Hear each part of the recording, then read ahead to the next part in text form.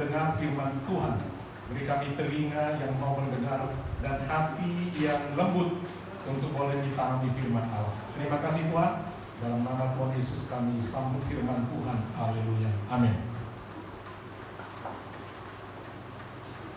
Salam Bapak Ibu Saudaraku yang saya kasihi. Salam. Kita kembali bersyukur kepada Tuhan di pertengahan minggu ini. Kita datang beribadah. Baik, kita akan menikmati firman Tuhan yang tetap menjadi kekuatan bagi kita, yang mengajari kita hidup beriman kepada Tuhan. Kita buka kitab kita dari kitab 2 Raja-Raja pasal 2 ayat pertama sampai ayat yang ke-14. Kitab 2 Raja-Raja pasal 2 ada 14 ayat. Kitab 2 Raja-Raja pasal 2 ayat pertama sampai ayat yang ke-14. Mari dengan kasih Kristus kembali saya minta bangkit berdiri. Saya mulai dari ayat yang pertama. Menjelang saatnya Tuhan hendak menaikkan Elia ke sorga dalam angin badai, Elia dan Elisa sedang berjalan dari Gilgal. Berkatalah Elia kepada Elisa, baiklah tinggal di sini, sebab Tuhan menyuruh aku ke Betel. Tetapi Elisa menjawab, demi Tuhan yang hidup dan demi hidupku sendiri, sesungguhnya aku tidak akan meninggalkan engkau. Lalu pergilah mereka ke Betel. Pada waktu itu keluarlah rombongan nabi yang ada di Betel mendapatkan Elisa. Lalu berkatalah mereka kepadanya, sudahkah engkau tahu bahwa pada hari ini Tuanmu akan diambil daripadamu oleh Tuhan, terangkat ke sorga? Jawabnya, aku juga tahu, diamlah. Berkatalah Elia kepadanya, hai Elisa, baiklah tinggal di sini, sebab Tuhan menyuruh aku ke Yeriko. Tetapi jawabnya, demi Tuhan yang hidup dan demi hidupku sendiri, sesungguhnya aku tidak akan meninggalkan engkau. Lalu sampailah mereka di Yeriko. Pada waktu itu mendekatlah rombongan nabi yang ada di Yeriko kepada Elisa serta berkata kepadanya, sudahkah engkau tahu bahwa pada hari ini Tuhanmu akan diambil daripadamu oleh Tuhan terangkat ke sorga? Jawabnya, aku juga tahu, diamlah. Berkatalah Elia kepadanya, baiklah tinggal di sini, sebab Tuhan menyuruh aku ke sungai Yordan. Jawabnya, demi Tuhan yang hidup dan demi hidupku sendiri, sesungguhnya aku tidak akan meninggalkan engkau. Lalu berjalanlah keduanya. 50 orang dari rombongan nabi itu ikut berjalan, tetapi mereka berdiri memandang dari jauh ketika keduanya berdiri di tepi sungai Yordan. Lalu Elia mengambil jubahnya, dipukulkannya ke atas air itu, maka terbagilah air itu ke sebelah sini dan sebelah sana, sehingga menyeberanglah keduanya dengan berjalan yang baik. Dan sesudah mereka sampai di seberang, berkatalah Elia kepada Elisa, mintalah apa yang hendak kulakukan kepadamu sebelum aku terangkat daripadamu. Jawab Elisa, biarlah kiranya aku mendapat 2 bagian dari rohmu. Berkatalah Elia, yang kau minta itu adalah sukat, tetapi jika engkau dapat melihat aku terangkat daripadamu, akan terjadilah kepadamu seperti yang demikian, dan jika tidak akan terjadi. Sedang mereka berjalan terus sambil berkata-kata, tiba-tiba datanglah kereta berapi dengan kuda berapi memisahkan keduanya. Lalu naiklah Elia ke sorga dalam angin badai. Ketika Elisa melihat itu, maka berkatalah Elia, Bapakku, kereta Israel dan orang-orangnya yang berkuda. Kemudian tidak dilihatnya lagi, lalu dirembukkannya pakaiannya dan dikoyakkannya menjadi 2 koyakan. Sudah itu dipungutnya jubah Elia yang terjatuh. Lalu ia berjalan hendak pulang dan berdiri di tepi sungai Yordan. Ia mengambil jubah Elia yang telah terjatuh itu, dipukulkannya ke atas air itu sambil berseru, di manakah Tuhan Allah Elia? Ia memukul air itu, lalu terbagi ke sebelah sini dan ke sebelah sana, maka menyeberanglah Elisa. Puji Tuhan. Yang berbahagia adalah orang yang mau mendengar firman Tuhan, merenungkannya, dan yang mau melakukannya. Karena kitab 2 Raja-Raja, tokoh utamanya adalah Nabi Elisa. Nabi Elia populer di kitab 1 Raja-Raja. Dan dua tokoh nabi ini, nabi besar ini, diletakkan di dalam surat Raja-Raja karena mereka tinggal di antara kerajaan yang luar biasa pada waktu itu. Terlebih di kisah 2 Raja-Raja itu bagaimana kejatuhan Israel pecah karena berbagai masalah kejahatan mereka menjadi dua, Israel utara yaitu Samaria dan Israel selatan yaitu Yehuda, saudara. Itu satu hal yang sukar bagi dua kerajaan itu melawan kerajaan-kerajaan yang lain karena kejahatan orang Israel, umat pilihan Allah. Jadi diperlukan raja-raja yang luar biasa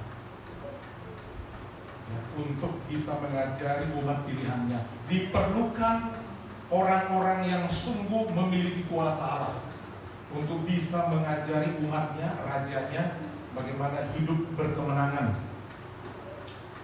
Kita melihat dalam hal ini perpisahan antara Nabi Elia dan Elisa, saudara. Perpisahan antara orang tua dengan anak itu bisa menyedihkan, bisa membuat sangat sedih, susah. Waktu Mama Sarah berangkat ke Qatar, ya, harus meninggalkan dua anaknya, nggak dikasih tahu Qatar itu di mana, kan nggak tahu jauhnya, dikiranya seperti ke Nagoya saja. Diantar ke bandara, dia bilang aku mau ikut. Besoknya terus begitu, lama sekali seperti itu. Lama-lama dia nangis sendiri, kok sekian hari gak pulang-pulang. Ya, terus dia protes bertingkah sedemikian, sudah berbagai masalah yang timbul. Sudah kadang protes, kadang marah, kadang ngomongnya di handphone itu bisa membuat mamanya menjadi sangat sedih sekali. Nah, ini perpisahan antara Elia dengan Elisa punya latar belakang yang luar biasa. Elisa sudah melihat bagaimana pelayanan Nabi Elia. Dia begitu berkuasa. Dia bisa mengingatkan raja-raja pada waktu itu, Raja Ahab. Dia bisa menurunkan api dari langit. Dia berani membunuh 50 Nabi Baal dan lain sebagainya, saudara. Luar biasa kuasa daripada Nabi Elia untuk menyatakan kuasa Tuhan lebih besar. Dia tahu kapan dia akan diangkat ke surga. Itu kelebihan Nabi ini, saudara. Bahkan waktu dia mau berangkat itu juga nabi-nabi yang lain. Tadi dikatakan ada nabi di Betel, ada nabi Jericho, 50 nabi bertanya kepada Elisa, kau udah tahu gak bahwa Tuhanmu itu, maksudnya Elia, dia akan terangkat ke surga? Dan dia menjawab, aku tahu, diamlah. Artinya keberangkatan mau naik ke surga itu Tuhan kabarkan ke nabi-nabi dimanapun nabi itu tinggal, bahwa akan terangkat ke surga. Dan orang yang paling dekat dengan Nabi Elia adalah Nabi Elisa. Kenapa dekat? Karena yang merekrut Nabi Elisa ini adalah Nabi Elia. Berbeda dengan banyak nabi-nabi yang lain. Di kelompok Betel itu ada sekolah kenabian, di kelompok Yeriko ada sekolah kenabian. Mereka belajar kuasa Tuhan. Tapi berbeda dengan Elisa. Elisa latar belakangnya adalah orang yang sangat kaya. Dia memiliki banyak sekali sapi ternak. Satu kali dia sedang bekerja mengiring sawahnya atau ladangnya dengan sapi-sapinya atau lembunya. Jadi dia sangat kaya raya. Dan waktu dia ada di dalam salah satu pasangan sapinya yang sedang membajak sawahnya, ini soal merekrut. Langsung dilemparkan jubahnya, dia ingatkan, ikut aku. Mengertilah Elisa bahwa dia dipanggil untuk menjadi nabi, untuk menjadi pengikut, untuk menjadi murid Elia. Populer Elia di mana-mana. Jadi kalau ada orang dekat dengan dia akan bangga. Apalagi ini dipanggil ikut aku. Mau jadi apa? Dia senang sekali.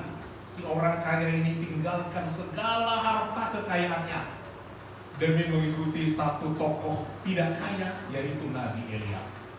Langsung pada saat itu disembelihnya lembunya itu. Kemudian itu semua kayu-kayu untuk tengkuk daripada atau pengerek daripada sapi itu dijadikannya kayu bakar. Dimasaknya itu lembunya itu, dibaginya dengan kawan-kawannya. Kemudian dia tinggalkan, dia mulai mengikuti, belajar menjadi seorang nabi dengan Nabi Elia. Menunjukkan dia total meninggalkan semua kehidupan yang lama, mau iring Tuhan, mau melayani Tuhan, mau belajar menjadi seorang nabi. Nabi disebut juga perlihat. Dia bisa mengetahui apa yang akan terjadi sebab Allah berbicara melalui nabi itu, saudara. Pendek kata, Nabi Elia sudah mau terangkat ke surga. Nabi Elia tahu bahwa dia akan terangkat ke surga. Dan sebab itu dia pun berangkatlah. Perjalanan itu, saudara, ada tahapannya menuju Sungai Yordan dan melewati Sungai Yordan untuk bisa naik ke surga. Ada tahap-tahapannya. Pas lagi berjalan ikut pembantunya itu. Sebenarnya pada waktu itu Nabi Elia nggak tega berpisah dengan Elisa. Pokoknya dari awal tinggal saja dia di tempatnya. Dia aku naik sendiri. Dia tidak mau bahwa kemegahan dia naik ke surga itu dilihat oleh orang lain dan membuat dia dipuji-puji orang bahwa dia hebat caranya naik ke surga. Saudara, buat naik ke surga caranya untuk kita ini orang berdosa. Saudara, bukan berarti Elia tidak punya dosa. Dia membunuh 50 nabi loh. Dan tangannya sebenarnya membunuh banyak orang. Biasanya lewat kematian. Dan itu juga lama kita tidur baru dibangkitkan. Saudara, itu seperti Lazarus, dia kan tidur. Dibilang tidur baru dibangunkan. Tubuhnya tidur, rohnya itu beristirahat. Tapi Nabi Elia tidak demikian. Dia naik ke surga. Ada 3 orang yang naik ke surga langsung menurut Alkitab. Kalau menurut Katolik ada tambah Maria, tapi tidak ada ayatnya, saudara. Dan turunnya juga masih ada sampai sekarang. Nah, saudara, pas mereka mau berangkat berjalan dari rumahnya, dibilang Nabi Elia kepada asistennya itu, tinggal di sini, jangan dipulih. Ketika sampai di Betel, demi Tuhan yang hidup, demi Tuanku Elia, aku tidak mau tinggal, aku ikut. Jalan lagi. Demikian, waktu itu ada nabi-nabi lewat, tahu gak? Aku tahu, diamlah. Kemudian jalan lagi ke Yeriko, dibilang lagi sama Nabi Elia, tinggal di sini, udahlah, biar aku berangkat. Tidak, aku ikut demi Tuhan yang hidup, demi Tuanku Elia, aku ikut. Karena tidak mau berpisah. Dia tahu tanpa Elia dia tidak melihat kemuliaan Tuhan dalam pekerjaan Tuhan. Demikian sampai 3 kali lagi menjelang ke Sungai Yordan, ya, Betel, Yeriko, terus sampai ke Yordan. Ditanya lagi, ya tinggal di sini. Tahu saya ikut, aku mau ikut demi Tuhanku yang hidup, demi Elia aku ikut. Saudara, itu luar biasanya semangat, kesetiaan, kasih, hormat, kebutuhan daripada Elisa akan pentingnya sesuatu yang dia dapatkan dari Elia. Saudara, kalau kita ditanya apa permintaanmu yang paling utama sekarang ini, saudara boleh macam-macam permintaannya, ya, boleh macam-macam. Dan akhirnya saudara setelah sampai di tepi Sungai Yordan, waktu itu sedang meluap Sungai Yordan, saudara. Padahal mereka harus ke seberang Sungai Yordan. Mereka berjalan 2 orang ini, gambaran antara ayah dengan anak, orang yang sangat tua dengan yang masih muda. Dan waktu itu dengan kuasanya Elia melepaskan jubahnya. Jubah itu baju luar, cukup panjang. Kemudian dipukulkannya jubahnya itu ke air sungai Yordan, dan sungai Yordan terbelah. Itu disaksikan oleh Elisa. Kemudian mereka berjalan berdua. Pastilah dia sangat kagum, luar biasa ini Bapak ini. Ada kuasa, pakaiannya aja punya kuasa. Belum perkataannya, ini pakaian yang dipakainya punya kuasa. Ini tetakannya terbelah. Mereka pasti dia heran melihatnya, luar biasa. Dan ketika sampai di seberang, mereka juga masih berjalan. Sudah tiba titik tempat di mana Elia harus meninggalkannya. Tentu berdebar-debar hati Elia. Wah, sebentar lagi aku terangkat ini. Belum pernah kubayangkan bagaimana aku terangkat ke surga dan bagaimana caranya. Ya. Sementara Elisa sudah tahu dari beritakan bahwa akan terangkat ke surga. Dia pun penasaran, pokoknya aku mesti ikut. Bagaimana Tuhanku ini memisahkan diri daripadaku, bagaimana dia terangkat ke surga. Semua orang ingin rindu sampai di surga, semua. Dan bagaimana sebenarnya penglihatan naik ke surga itu? Kan tidak ada orang bisa melihat bagaimana orang naik ke surga, tidak ada. Kecuali waktu Tuhan Yesus naik ke surga, ya dilihat memang datang malaikat-malaikat, datang awan turun menutupinya, kemudian terangkat ke surga sampai kecil, sampai tidak kelihatan lagi, diiringi malaikat-malaikat yang di atas awan-awan.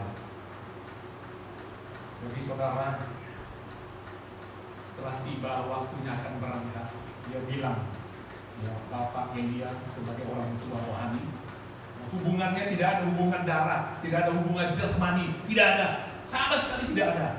Tapi begitu sayangnya Elisa kepada tuannya itu. Kemudian Elia berkata kepada pembantunya itu, ya, aku mau berangkat sekarang, mintalah apa yang kamu minta daripadaku. Ini penting saudara, permintaan. Saudara boleh minta apa saja sama Tuhan, tapi yang menentukan jawaban itu Tuhan Yesus. Siapapun yang meminta, yang berdoa, boleh-boleh saja. Kalau minta mujizat, kesembuhan, uang, pekerjaan, jodoh, dan sebagainya, boleh-boleh saja. Tapi ingat catatannya, Tuhan yang punya kuasa. Kadang-kadang kuasa itu diberikan kepada hamba-hamba Tuhan. Dalam konteks ini adalah Nabi Elia. Wah, ini kesempatan emas. Selama ini aku berjalan bersamanya, belajar firman Allah, gak pernah dikasih kesempatan meminta sesuatu. Ini detik terakhir, ini yang aku nanti-nantikan. Sebelum dia pergi, sumber segala berkat itu. Dia tahu kuasa Tuhan luar biasa ada pada Nabi Elia. Kemudian dia bilang, ya Tuanku, berilah aku. Itu yang sangat dia minta, 2 bagian rohmu. Bagaimana? Roh bisa dilepaskan? Padahal dia mau berangkat ke surga, masa rohnya dibagi? Bagaimana kekuatan saudara kita punya roh? Siapa berdoa kepada Tuhan tidak boleh hanya pakai mulut saja, harus dalam roh dan kebenaran. Jadi pengertian roh ini sangat penting saudara. Orang bisa hidup, boleh kaya, boleh happy-happy, tapi rohnya bagaimana kekuatannya? Tuhan yang tahu saudara.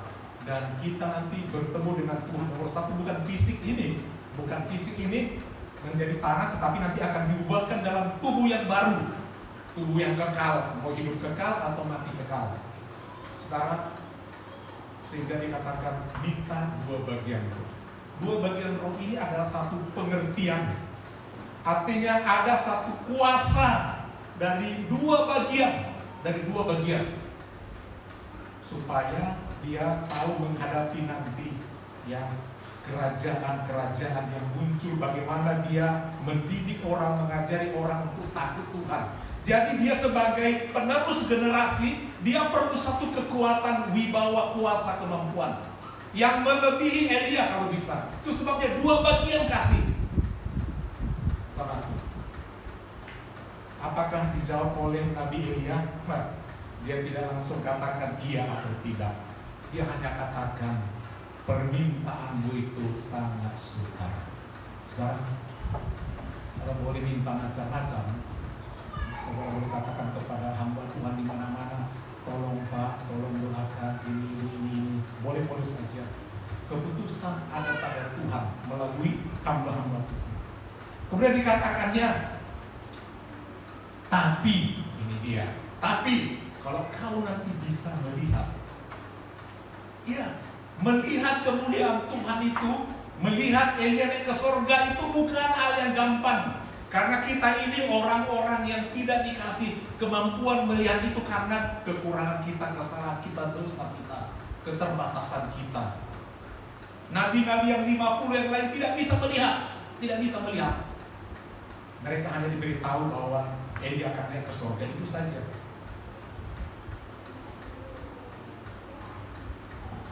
Oh begitu ya, jadi kalau aku bisa melihat, kau akan dapat yang engkau pintai. Dan waktu berjalan demikian, tiba-tiba terpisah. Tiba-tiba kelihatan bergerak maju, melepas tanah. Dilihatnya tuannya itu berjalan sedemikian rupa di atasnya. Dan tiba-tiba, waktu dia naik, tiba-tiba datang angin badai. Itu dilihat begitu kencangnya, tentu Elisa sangat ketakutan. Angin badai begitu kencang sekali.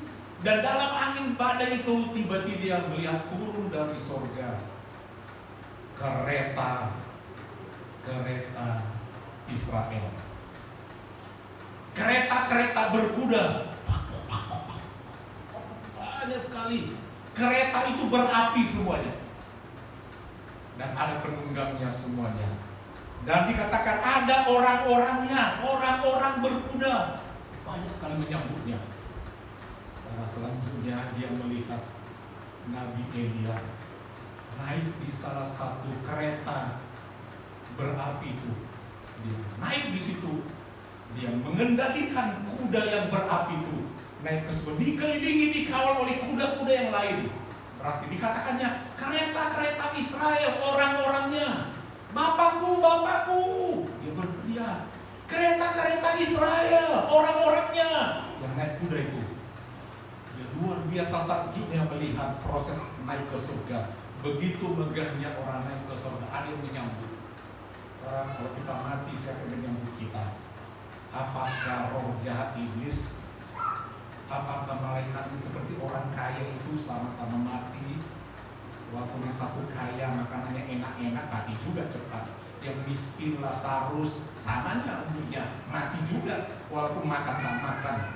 Segala sangat menderita penyakitan, sama-sama mati. Bedanya ketika Lazarus mati karena dia anak Tuhan, sungguh-sungguh dijemput malaikat. Malaikatnya bagaimana datangnya, naik apa, naik kuda kah? Kita nggak tahu.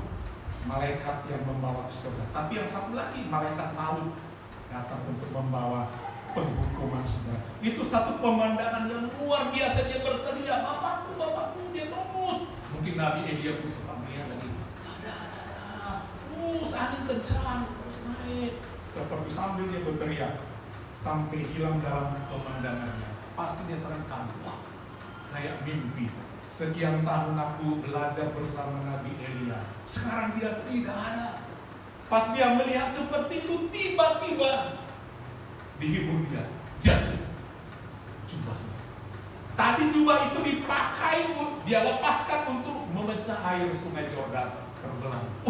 Jatuh jubahku ini. Langsung dia ambil.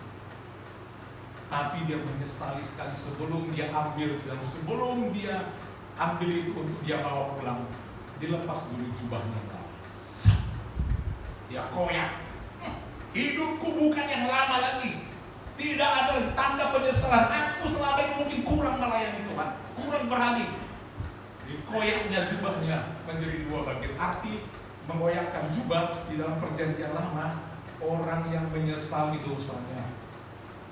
Siapa saya mengoyakkan jubahnya, merusak pakaiannya, itu tandanya dia menyesali ada pertobatan. Dia buang itu pakaian dia, dan dia pakailah, dia peganglah jubah yang baru ini. Tidak mau balik, sungai Yordan rupanya. Bagaimana ini? Kalau tadi Elia ada kuasanya, dia ngomong, ada kuasa untuk membelah sungai Yordan. Dia nggak ada lagi. Bagaimana aku mau balik ke kampungku, melewati kota Betel, Jericho? Gimana ini? Tapi dia mulai berpikir. Dia ingat Allah Israel. Dia pukul. Di manakah Allah Israel? Di mana Allahnya Elia? sambil dia pukul. Rupanya udah turun urapan sama dia. Dengan kalimat dia itu meminta kuasa. Di mana Allah Israel itu? Dia pukul dan akhirnya terbelah. Sadarlah dia, di tangannya ada kuasa dua bagian roh itu. Udah ada di tanganku. Dia pun berjalan. Dan dia mulai pelayanan. Topik firman Tuhan hari ini, bagaimana berdoa meminta daripada Tuhan.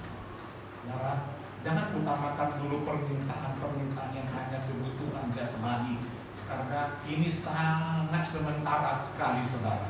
Sangat sementara sekali.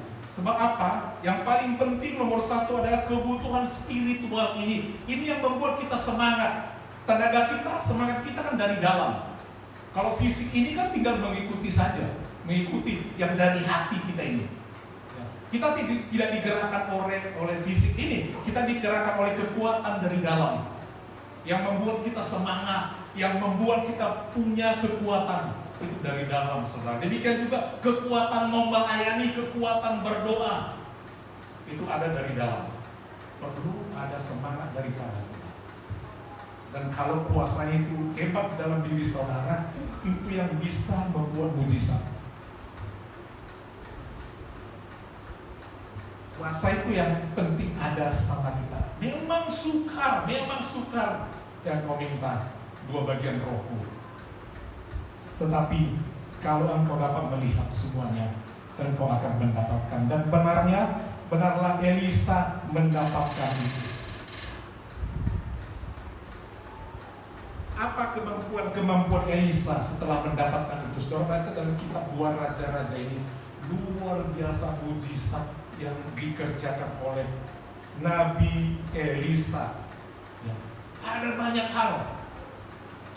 Satu kali dia juga diperhadapkan dengan, bahkan dia sampai matinya pun dia punya kuasa, itu kelebihannya. Sampai mati pun dia punya kuasa.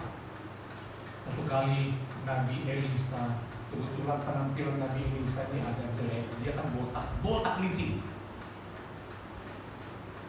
Waktu dia berjalan satu kali mau pelayanan, datang sekelompok anak-anak kecil, 42 orang, mengejek dia. Hati-hati dengan mulut ya. Mengejek pekerjaan Tuhan atau hamba Tuhan. Sederhana mereka mengejek. Botak.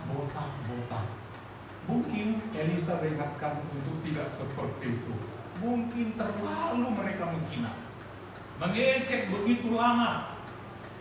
Kompak semua 42 meroyok dengan kalimat seperti itu. Tentu dia sudah ingatkan anak-anak itu. Atau mungkin ada di antara anak itu mengingatkan yang lain, tidak jangan begitu. Dan pada waktu itu dia perintahkan untuk keluar 2 ekor beruang, makan semua anak-anak itu. Itu salah satu kuasa yang luar biasa daripada Nabi Elisa. Dia juga menyembuhkan Naaman sakit kusta. Dia menyembuhkannya. Dia juga menyembuhkan ada rombongan orang yang sedang makan sayur sulur-suluran, sayur liar. Rupanya itu beracun. Orang bilang udah mulai ada berjatuhan korban. Awas, ada maut dalam kuali itu. Kemudian Nabi Elisa datang, ya, memberkati sayuran itu. Semua orang menjadi hidup kembali. Ada macam-macam lagi. Dia juga melihat ada rombongan Nabi sedang bekerja membangun tempat tinggal mereka di tepi Sungai Yordan. Jatuh satu kapak pinjaman. Aduh, bagaimana ini kapak pinjaman bisa perkara besar jatuh di Sungai Yordan? Bagaimana mendapatkannya? Lapor sama Nabi Elisa. Rombongan Nabi di sana itu waktu bekerja membangun satu bangunan jatuh ke Sungai Yordan, kapak itu, mata kapak itu. Bagaimana cara yang mengambilnya? Langsung Nabi ini di luar hukum alam, diambilnya kayu, diletakkannya saja ke bagian itu, naik sendiri kapak itu, naik sendiri, kemudian ambil. Banyak lagi hal-hal yang lain. Ada orang yang meninggal anaknya, yang ada istri Nabi yang meninggal. Istri Nabi seorang janda, tidak ada lagi suaminya, dia terlilit utang. Ya, Istri Nabi terlilit utang. Dia telah dikejar-kejar, kalau nggak dikasih nanti anaknya diambil menjadi budak orang. Dia sangat sedih. Dia datang kepada Nabi Elisa. Nabi Elisa, tolonglah, aku ini istri daripada Nabi ini. Dia udah meninggal, aku jangan, tidak ada lagi waktu apa-apa. Tidak ada penghasilan dari Nabi itu gak lagi. Apapun apa yang ada sama hanya sedikit minyak ini. Kalau begitu, ambil semua dari tetangga, bejana-bejana, cawan tabung yang bisa dipakai. Bawa semua, kemudian diberkatilah. Dan apa yang terjadi, minyak yang dituang itu tidak habis-habis, semua penuh tabung itu. Setelah tabung penuh semua, tidak ada lagi tabung yang bisa dipinjam dari tetangga. Langsung katakan, pergi sekarang kemana-mana, jual semua minyak-minyak ini, jual. Dan orang berebut, mungkin harganya juga lebih murah. Ya, dibeli. Akhirnya semua dapat uang, bisa dibayar. Dan sisanya buat menghidupi istri Nabi itu, saudara. Saudara, yang mau kita ingat di sini adalah, mari kita sebagai anak-anak Tuhan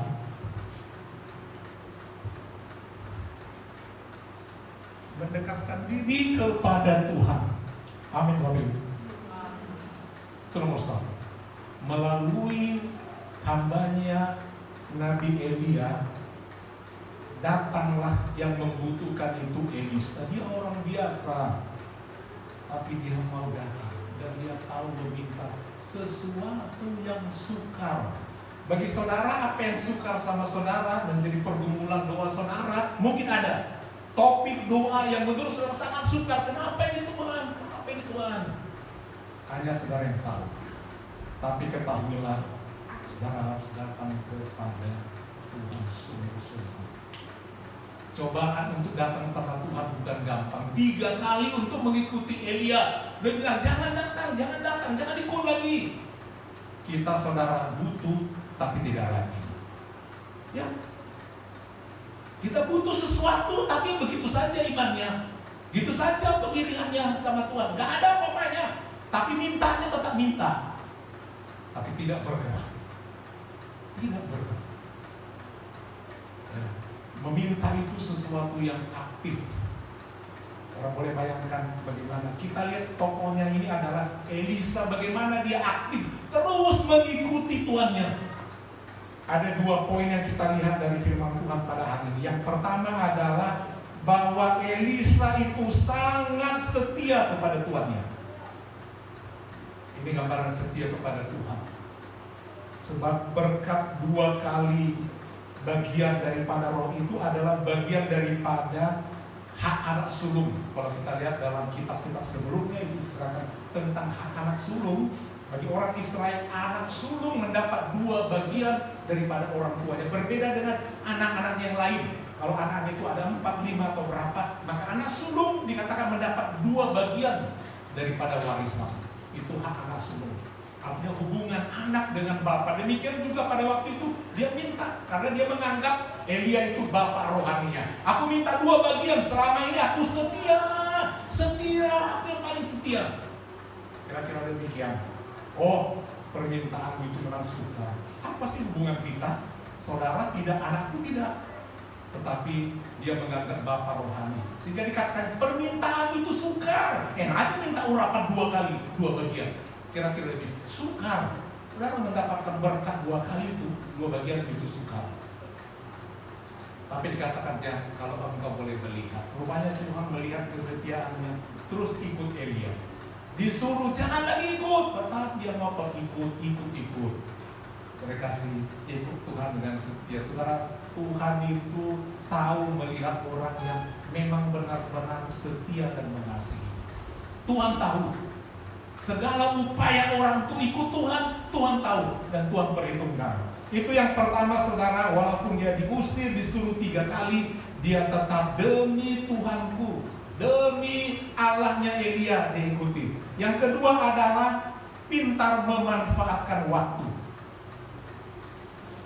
Nah, dia tahu waktunya tinggal sedikit lagi. Bentar lagi bapakku ini akan diangkat Tuhan ke surga.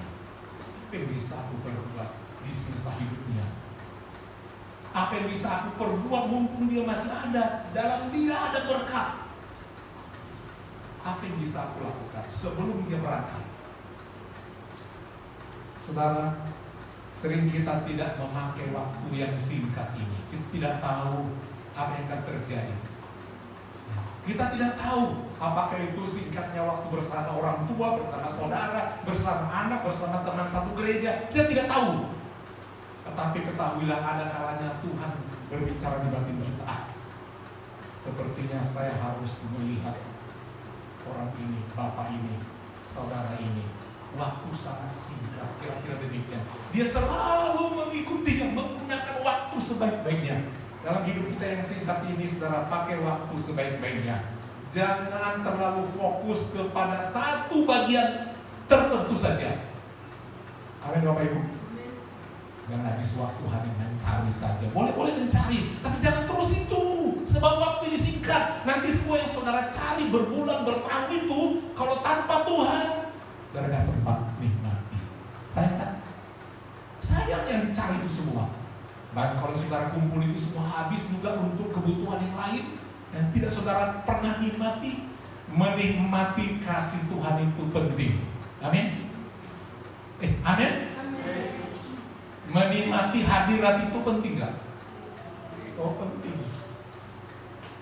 Menikmati kuasa Tuhan penting sekali. Dengan kuasa yang ada pada kita itu, kita bisa mengalahkan kuasa-kuasa yang lain.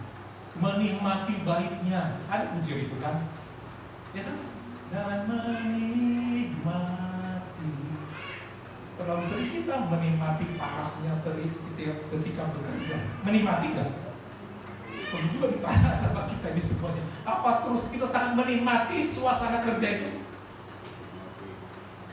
Kadang-kadang bisa monoton bosan juga kan. Terus kadang-kadang orang-orang kaya itu, aduh capek kali, mau libur dulu ke Australia. Karena memang melelahkan. Ya, melelahkan, menjenuhkan. Jadi ingat menikmati juga hidup ini, saudara. Karena badan kita ini juga perlu istirahat. Amin. Harus seimbang.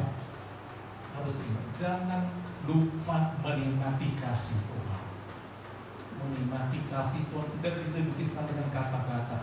Menikmati kebaikan Tuhan itu. Kalau dikasih uang 100 juta misalnya cash, dapat. Berapa lama mau menikmatinya? Dikasih 100 juta. Enggak tunggu sebulan itu habis. Kuasa 100 juta. Tapi kalau menikmati kuasa Tuhan, menikmati kebaikan Tuhan, ada pertolongan, ada mujizat, itu kasih Tuhan. Ya kan? Menikmati kasih Tuhan, menikmati kuasa Tuhan, ada mujizat, ada pertolongan, itu luar biasa.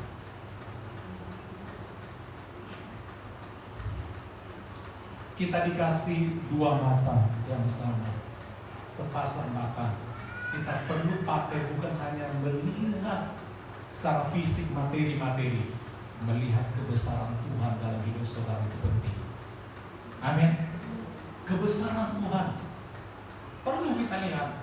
Kita diberi juga dua telinga yang sama. Mari kita pakai juga untuk mendengar hal-hal yang indah yang dikerjakan oleh Tuhan.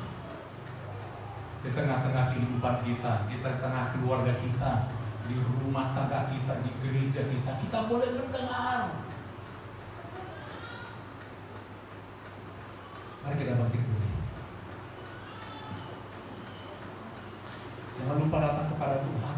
Sebab di dalam Dia hal yang sukar, saudara boleh lihat, saudara boleh dapatkan.